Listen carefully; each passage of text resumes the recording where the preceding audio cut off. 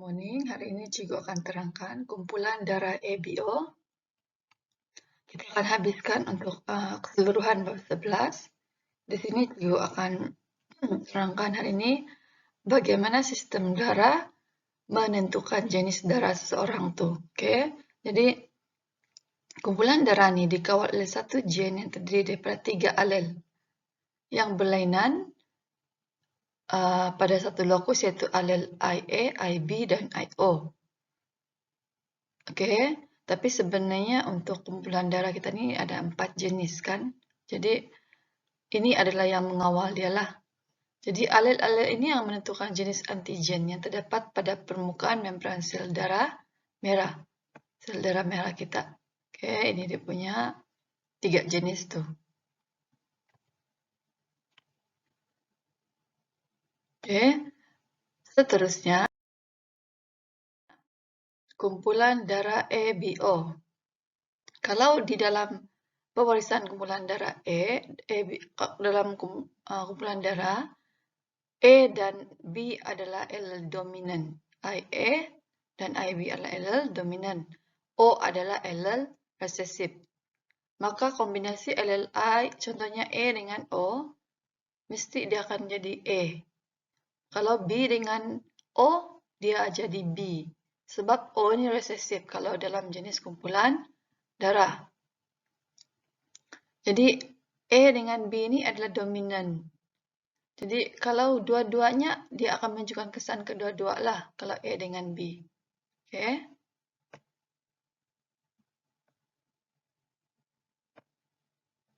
Alright. Ini adalah ciri-ciri genotip dan fenotip kumpulan darah manusia. Contohnya kalau fenotip A, kumpulan darah dia A, genotip yang hadir adalah IA, IA ataupun IAIO. Begitu sahaja. Oke. Boleh nampak sini, ini fenotip A, B, AB, dan O. Seperti yang kita tahu, kumpulan darah AB ini sangat jarang. Genotip dia satu saja, A dengan B. Dan O pun macam itu juga. Mesti kedua-duanya O, barulah dia akan hasilkan O. Maksudnya kedua-dua ibu bapa dia adalah O. Jadi anak pun adalah O. Oke. Kena ingat, AB dominan, O adalah resesif. Jadi seorang lelaki yang punya kumpulan darah A berkahwin dengan seorang perempuan punya kumpulan darah B, penyelesaian kedua-dua ibu bapa ialah heterozigot bagi darah A dan B. Oke.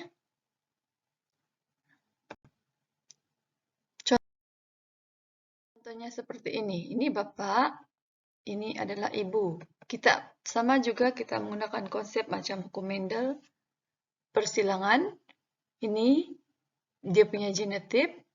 IA seperti inilah kamu akan menulis nanti. Kamu pisahkan ini A di sini, O di sini, B di sini, dan ambil ini O di sini. So, bila kamu melakukan persilangan di sini, kamu akan dapat anak dia, genotip anak AB yang pertama ini, dengan ini. Yang di sini, kamu kena buat bagian sini. Silangkan dia. Begitu juga O dengan B, O dengan O.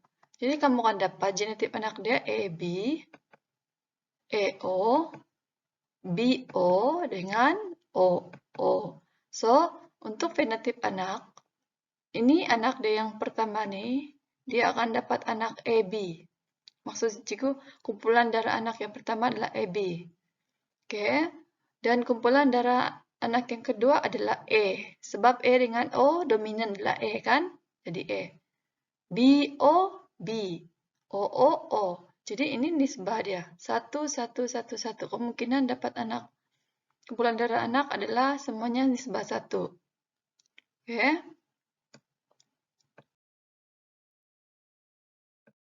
Jadi pewarisan kumpulan darah ini, dia menggunakan contoh. Satu contoh yang tidak mengikut hukum Mendel. Oke. Kalau hukum Mendel, satu gen punya 2 alel sahaja.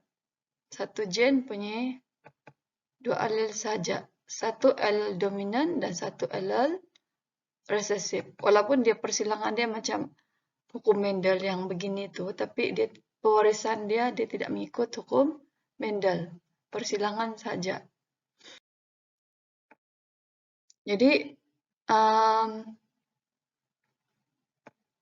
selain daripada antigen A dan antigen B, ada dua saja, antigen A, antigen B, yang terdapat pada permukaan sel darah manusia. Terdapat satu lagi antigen, dikenali sebagai rhesus. Ini antigen D. Oke. Kadang-kadang kalau kita kumpulan darah jenis O, tidak semuanya adalah rhesus positif dan rhesus negatif. Rhesus ini yang menentukan. Jadi sel darah merah individu yang mengandungi faktor rhesus disebut sebagai rhesus positif. Manakala individu yang tidak mempunyai faktor rhesus dikenali sebagai rhesus negatif. Ini yang rare nih, rhesus negatif nih. Oke.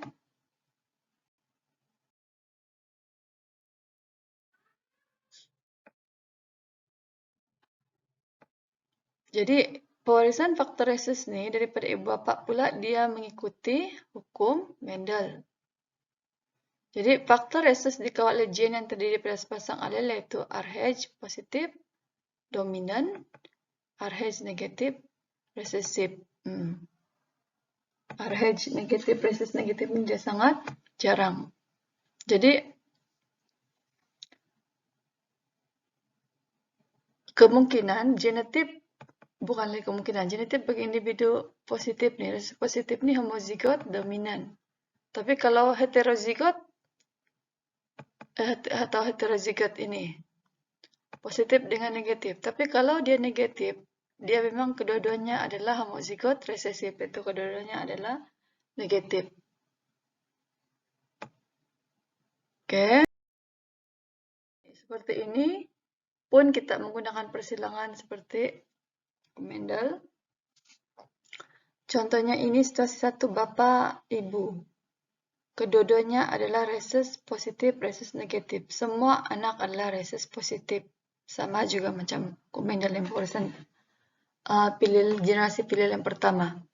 Semua adalah rhesus positif. Tapi jika adalah salah satu itu adalah homozigot resesif seperti ini, dia mungkin akan dapat rhesus positif separuh, rhesus negatif separuh, sebab mama dia adalah homozigot. Jadi ini raja skema kacukan pewarisan faktor rhesus. Jadi sebenarnya penyakit thalassemia ini adalah penyakit pewarisan juga yang dibawa oleh darah. Ini diturunkan satu generasi ke generasi yang seterusnya. Itu sebabnya sebelum kita kawin, asalnya kita ada ujian nih, ujian pembawa thalassemia. Kenapa? Sebab jika kedua-duanya adalah pembawa, kemungkinan anak akan ada penyakit thalassemia. Jadi kita tidak mau begitu. Oke. Jadi thalassemia ini berlaku disebabkan mutasi gen yang berlaku pada autosom ini, yaitu pada kromosom 11 atau 16. Jadi kamu kena cek sama ada kamu itu pembawa. Kalau kamu penghidap, kamu memang di hospital, kamu tahu juga kalau kamu penghidap, kamu ada review selalu untuk tambah darah kan? Oke, jadi thalassemia merupakan penyakit yang disebabkan pembentukan hemoglobin yang abnormal dan kekurangan bilangan ini, kekurangan bilangan hemoglobin. Kalau normal kita boleh nampak dia punya bentuk bulat, tapi kalau thalassemia lain dia punya bentuk. Dia lebih kecil dan lebih pucat kalau thalassemia. So di sini kita boleh nampak kalau ibu normal, bapak pembawa, akan ada anak yang pembawa. Kalau salah satu normal, bapak pembawa akan ada anak pembawa. Tapi coba bayangkan, kalaulah kedua-duanya itu adalah pembawa saja, bukan pengidap. Kemungkinan anak akan ada yang menghidapi thalassemia. Dan yang lain itu adalah pembawa dan yang lain adalah normal. Oke? Kamu boleh nampak sini ada dalam buku teks kamu, Raja 11.7.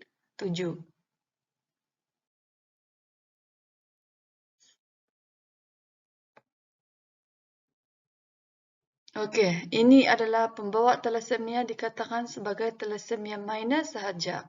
Sebab dia ada alel resesif thalassemia, tapi dia tidak mempunyai tanda-tanda thalassemia. Jadi kita boleh guna melalui ujian darah. Oke, kita kena tahu. Penghidap thalassemia pula dikatakan sebagai thalassemia major. Ini yang kita boleh nampak, misalnya orang tu pucat-pucat, hitam-hitam. Dia punya pertumbuhan pun tidak seperti yang normal. Maksud juga dia tidak tinggi. Jadi, kedua-dua alel resesif thalassemia barulah dia mengidap thalassemia major. Itulah sangat jarang orang yang mengidap thalassemia major. Contohnya dia punya pengidap ni pucat, letih, pucat, sesak napas. Okay? Jadi kalau kita nampak memang kita boleh tahu tu kalau yang penyakit thalassemia tu. Pengidap penyakit thalassemia, orang ada macam hitam-hitam pucat. Jadi perubahan pada bentukan tulang muka sejak dari umur 3 hingga 18 bulan.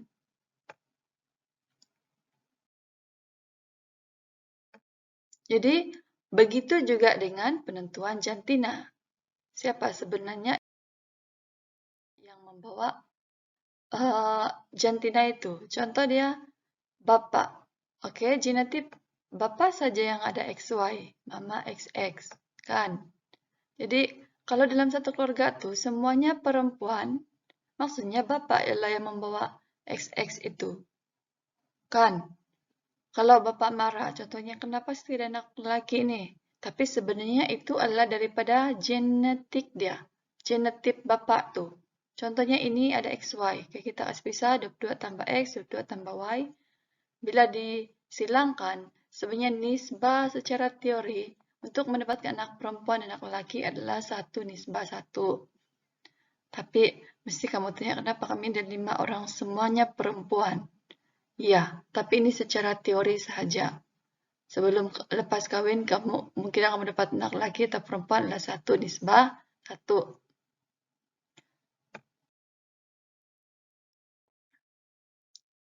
Oke, ciri terangkai seks. Oke, ada beberapa penyakit yang dibawa oleh sel pembiakan ni. Oke, terletak pada kromosom seks yang terakhir tu. Oke, iaitu gen-gen buta warna dan hemofilia terdapat pada kromosom X. Oke, ini adalah gen terangkai X nama dia.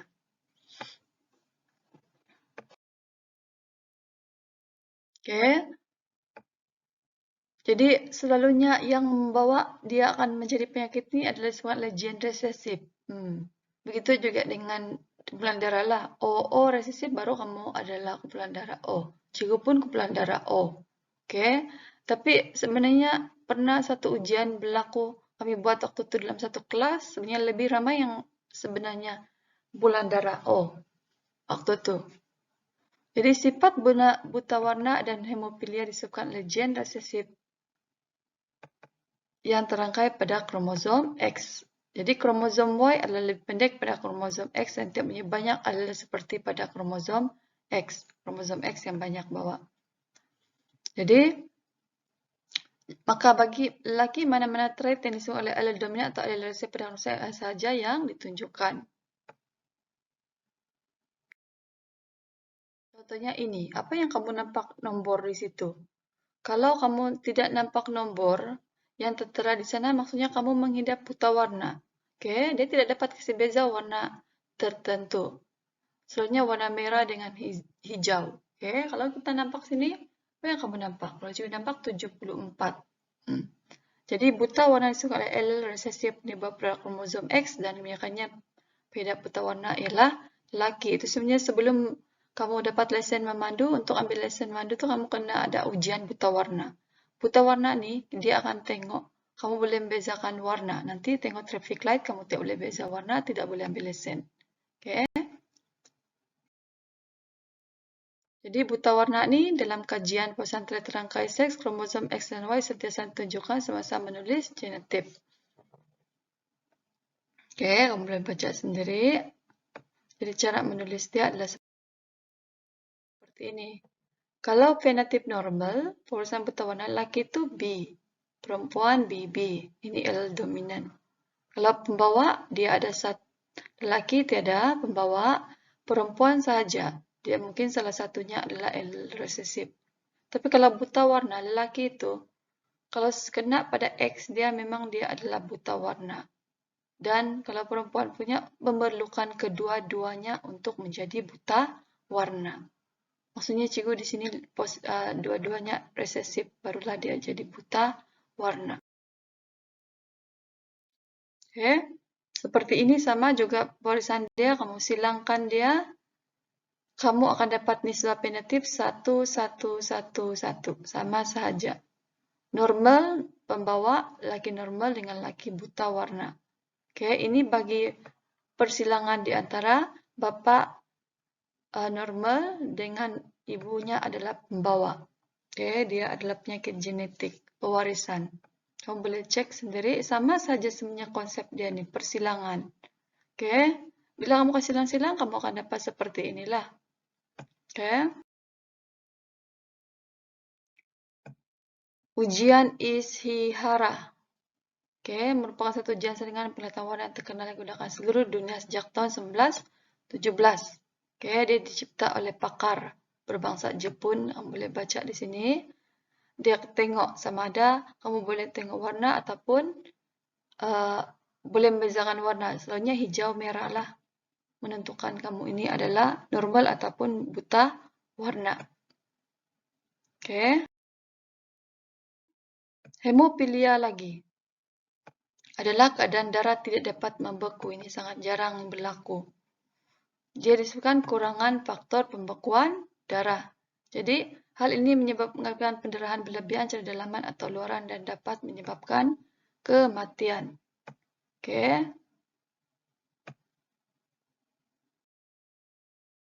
Contohnya ini, sama juga konsep dia pemeriksaan hemofilia ini, normal ini, perempuan ini. Kedua-duanya dominan, dia tidak ada apa-apa. Pembawa mesti ada salah satu resesif. Dan kalau hemofilia, kalau lelaki, salah satu saja pun kalau kena di X, dia akan menghidap penyakit hemofilia. Dan perempuan kedua-duanya adalah resesif. Oke, ini sama juga. Kamu boleh nampak sini, dia akan menghasilkan semuanya nisbah 1 bagi laki normal dan perempuan normal pembawa. Sama juga konsep dia dengan pewarisan buta warna. Oke. Ini adalah kebolehan menggulung lidah ataupun lekapan cuping telinga. Ini pun diwarisi juga. Oke. Kalau menggulung lidah, kalau kamu boleh gulung, dia adalah trait dominan, bentuk cuping telinga dan melekaplah dominan terhadap cuping. Ini, tidak melekap dominan.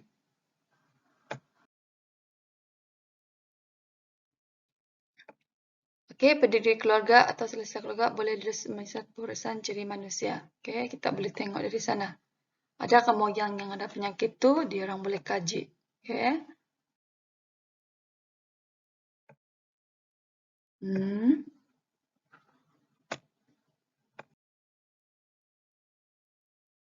Oke, seperti ini ibu bapa dalam setiap generasi.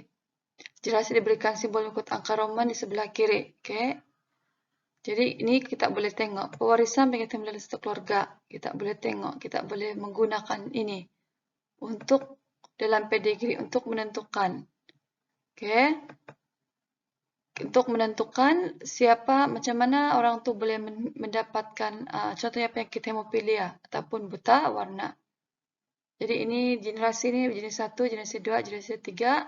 Ini contoh dia lah. Setelah diwariskan, kamu boleh nampak simbol-simbol di sini juga. Oke, kalau yang normal untuk laki perempuan penghidap, perempuan menghidap hemofilia dan perempuan membawa. Sebenarnya ini hemofilia ini adalah jarang sekali berlaku. Oke, dia akan dilihat di dalam ujian darah. Kita akan tengok dari sana. Oke. So itu saja untuk topik ini. Cikgu terpaksa cepat untuk supaya masa cikgu untuk terangkan video ini adalah sedikit saja. Jadi sebenarnya kamu boleh rujuk dalam buku teks untuk lebih lanjut lagi. Sebenarnya kamu baca dari sana. Yang penting sama saja konsep dia untuk pewarisan dia tuh dominan. Dia tidak akan kena, tapi kalau resesif barulah dia akan nampak tuh dia punya penyakit di situ untuk ciri terangkai seks. Oke, itu saja untuk hari ini. Sekian, terima kasih.